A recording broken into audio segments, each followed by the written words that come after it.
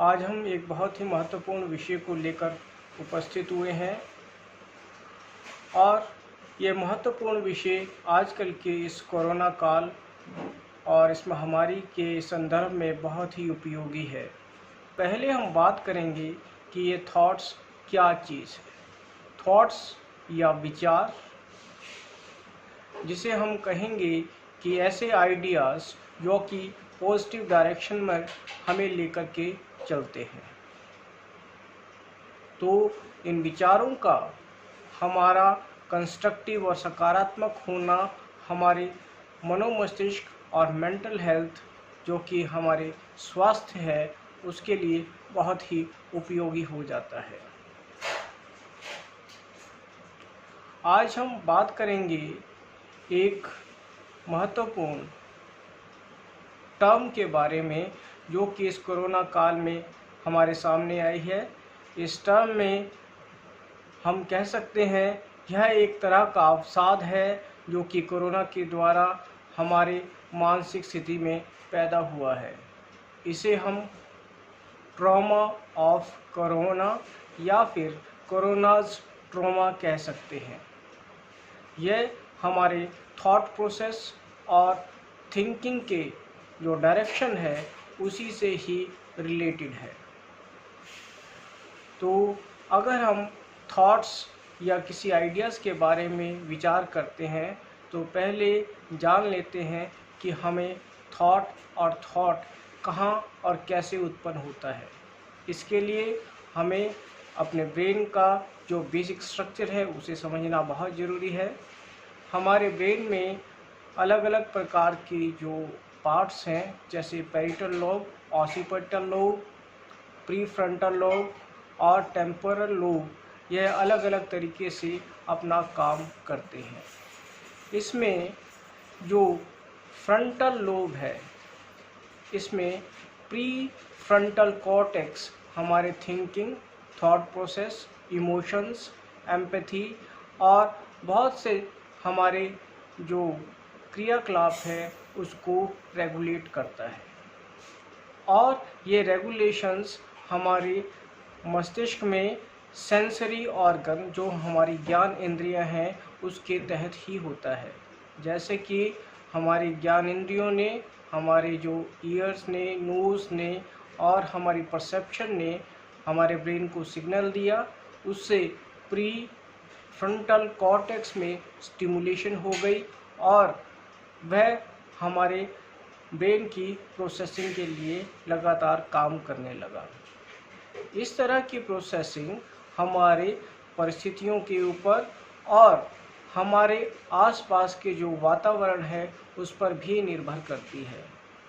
जैसे कि सामान्यतः एक लेमैन की लैंग्वेज में कहें कि हमारे जो आसपास का जो एटमॉस्फेयर है, जो वातावरण है, जो परिस्थितियां हैं, वो हमारे थिंकिंग और थॉट प्रोसेस है उसको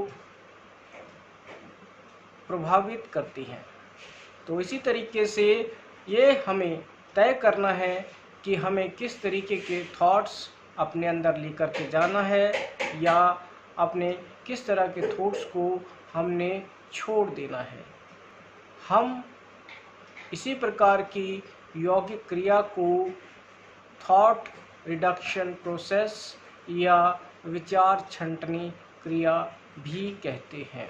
अगर ये मान के चले हम अपने थॉट प्रोसेस को किसी तरीके से रेगुलेट कर लेते हैं या मेडिटेटिव स्टेट से अपने थॉट्स को किसी अच्छी दिशा में लेकर के जाते हैं, तो हमें इस तरह के जो मानसिक अवसाद है, जो मेंटल स्ट्रेस है, इससे बचने का एक बहुत ही अच्छा तरीका मिल जाता है। इस विषय में कुछ रिसर्च पेपर हमारे सामने आए हैं। एक रिसर्च पेपर जिसका टॉपिक था रिसाइलेंस एंड इम्यूनिटी, जो कि ब्रेन बिहेवियर एंड इम्यूनोलॉजी नामक जर्नल में 2018 में पब्लिश हुआ। उसमें जो हमारा जो इम्यून सिस्टम है उसका रिसाइलेंस के ऊपर क्या प्रभाव पड़ता है, या समझे कि रीसाइलेंसिंग और जो इम्यूनिटी है दोनों एक दूसरे पर परस्पर किस तरीके से डिपेंडेंट है, एक दूसरे पर कैसे आधारित है। रीसाइलेंस एक ऐसा टर्म है जिसमें हम अपनी मानसिक स्थिति को विपरीत जो हमारे आसपास के जो पर्यावरण चल रहा है, विपरीत जो हमारे आसपास जो माहौल चल रहा है, उसके साथ कैसे अडेप्ट करने में सक्षम हो जाते हैं। तो इस रिसर्च पेपर में यह निष्कर्ष या कुछ इंडिकेशन दिया गया कि रीसाइलेंस से हम हमारा अपना इम्यून सिस्टम है, जो हमारी जो रोग प्रतिरोधक क्षमता है, उसे हम बढ़ा सकते हैं।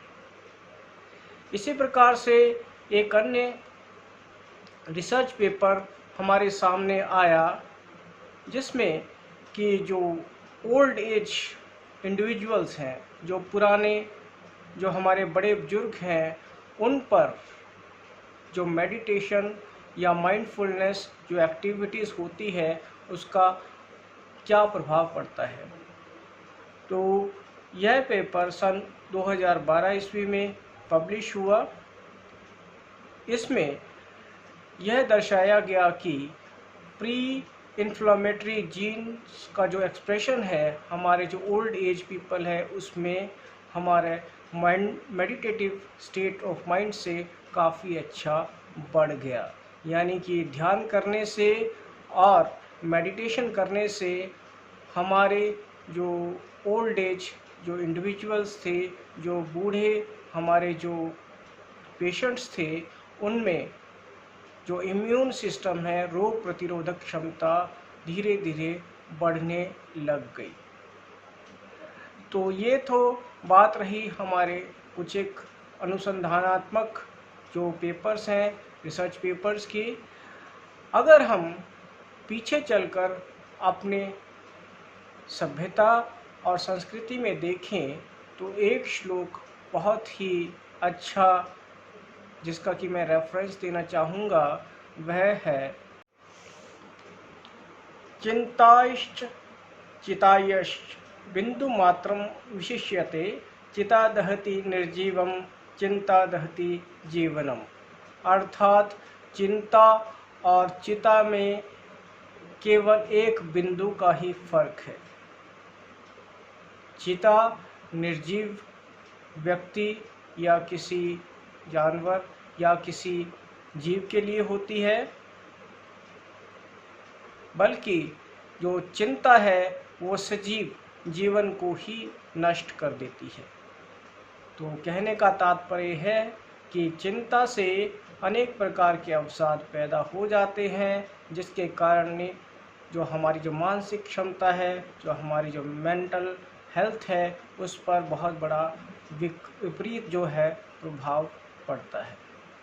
अब हम ये थॉट रिडक्शन है, जो हमारा जो विचारों को कम करने का जो प्रोसेस है, उसे कैसे करें। अगर हम ठीक प्रकार से अगर मनन करें तो हम ये बात ज़रूर पाएंगे, और ये बहुत बड़ी हास्यास्पद बात भी है कि अधिकतर जो विचार जो हमारे अंदर आते रहते हैं, उनमें से जो परसेंटेज ऑफ यूजलेस जो बेकार के विचार हैं वह बहुत ज़्यादा है। तो जो बेकार के विचार हमारे अंदर जो आ रहे हैं, जो उत्पन्न हो रहे हैं, उनका जो प्रतिशत है हमें उन्हें कम करना है। तो यह करने के लिए आपको अपने आप मंथन करना होगा, सोचना होगा। इसके लिए आप ध्यानपूर्वक अकेले बैठें, अपने आप को शरीर के साथ रखें, अपने आप को समझें और यह देखने का प्रयास करें कि किन किन विचारों से आपके जो मन है उन पर विपरीत प्रभाव पड़ता है। तो इस तरह से आप उन विचारों को डिस्कार्ड कर दें, डिस्पोज ऑफ कर दें या बाहर निकाल कर फेंक दें।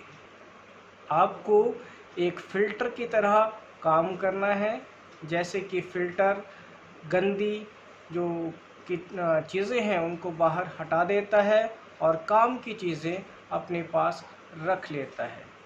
तो आपको अपने दिमाग को और मस्तिष्क को एक डायनामिक मोड पर लेकर के चलना है।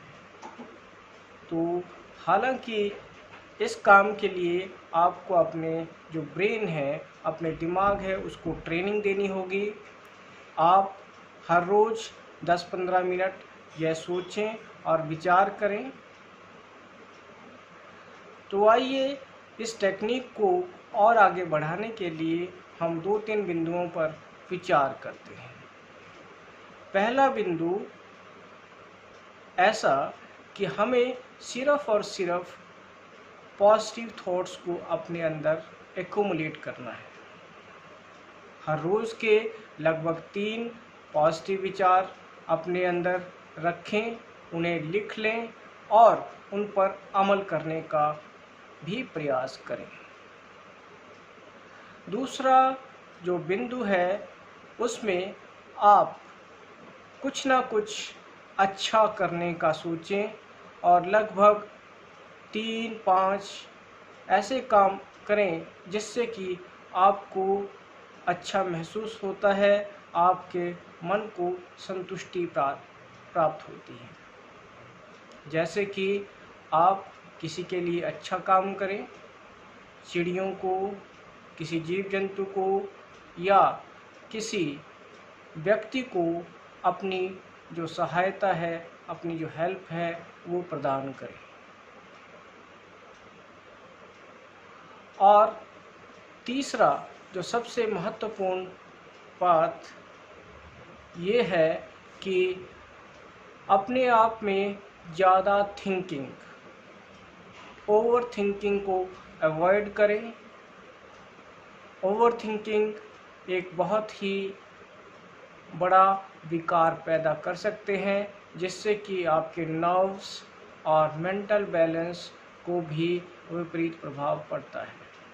तो इस प्रकार से ये 3 टेक्निक आप रोज़ाना तौर पे अपने रूटीन पे लेकर के आएँ और आगे चलकर देखें कि कुछ एक दिनों में आप में पॉजिटिव थिंकिंग और पॉजिटिव जो है सकारात्मक ऊर्जा का संचार हो रहा है। तो आज के इस वीडियो में बस इतना ही।